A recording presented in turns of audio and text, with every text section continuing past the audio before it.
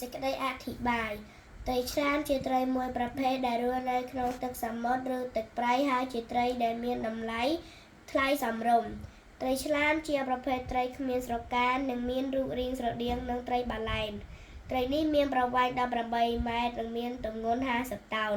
វាយកកូនត្រីតូចៗឬត្រីធំនិងសាច់មនុស្សជាអាហារអ្នកនេសាទបានដឹងថាត្រីឆ្លាមវាអាចរស់នៅក្នុងទឹកសមុទ្រនិងទឹកប្រៃតែប៉ុណ្ណោះបើយើងចង់នេសាទវាយកមកបរិភោគត្រូវមានការប្រុងប្រយ័ត្នខ្ពស់ព្រោះខ្លាចយើងមិនបានបរិភោគវាខ្លាចវាបរិភោគយើងវិញក៏ថាបាន